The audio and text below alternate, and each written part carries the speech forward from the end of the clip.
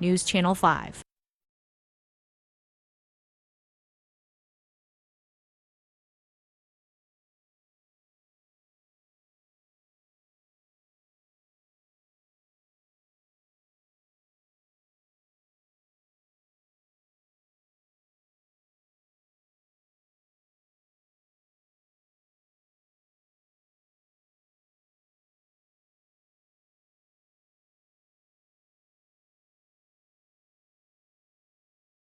Welcome to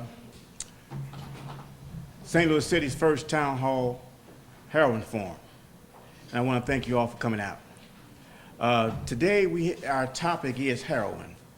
And we have, on the panel, we have Health Commissioner Melba R. Moore, Chief Dan Isom, and Chief Medical Examiner Dr.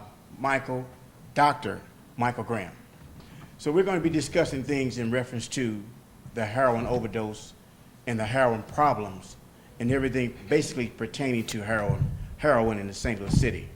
As everyone knows, if you don't know, I'm a former heroin addict myself, and I've been cured and delivered for 17 years.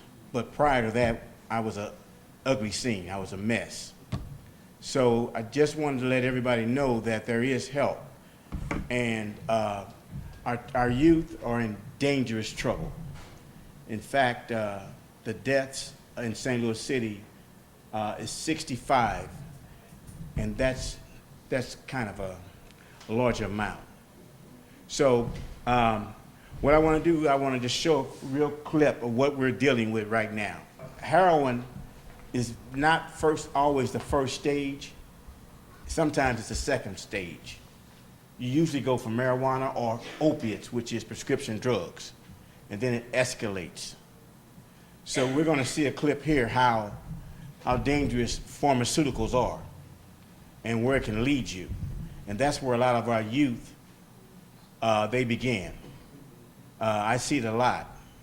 And actually, that's where I began in high school, downers. And eventually it led to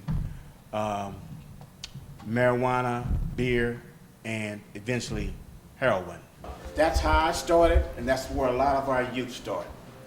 And a lot of you parents really don't understand, but once your child get involved with heroin or opiates, they're not your child anymore, because they're a different person. They will become the best manipulative liar there is. Okay? So they'll do anything to get the drug. They lie, they steal, they do anything. Things that you may have put away for safekeeping for a long time and forget about it, they'll find that. And eventually, the drug addict would own that. Now, I'm saying these things because that's what happened to me.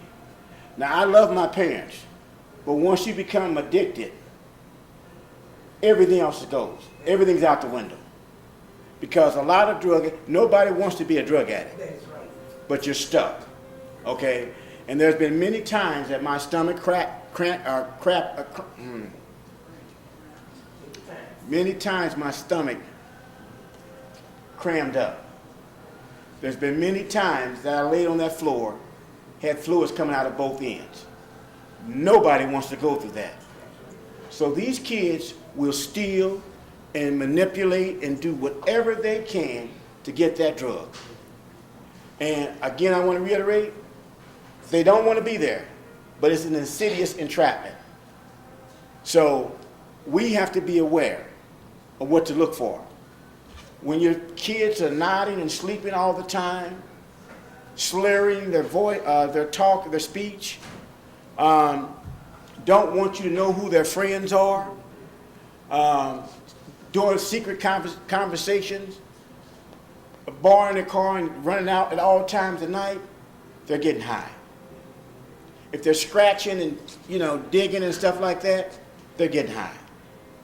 So as parents, we have to learn how to talk to our children and find out what's going on.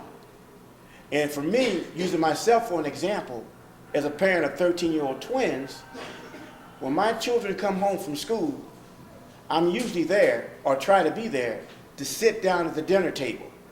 And you can learn a lot at the dinner table. And that's when you can determine what's going on with your child.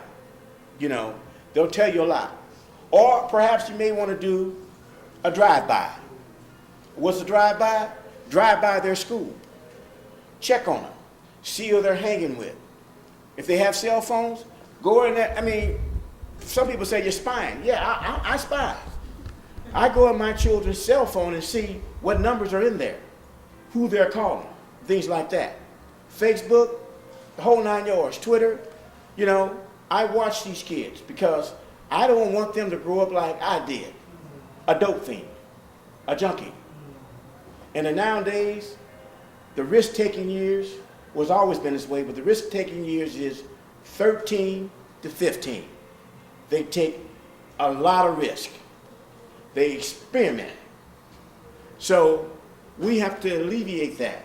We have to monitor them. I'm not saying smother them, but we have to be mindful of these children. Know who their friends are, the teachers, what's going on. I go by, ask all their teachers, how's he doing? How is she doing? What are they lagging in? Why are you lagging in this? Why are you getting a C when you're supposed to have a B when we sit down and do homework together? So these things are very, very important. And as parents, we have to get a handle on this before it gets out of hand. Because if we don't, we're going to lose another generation.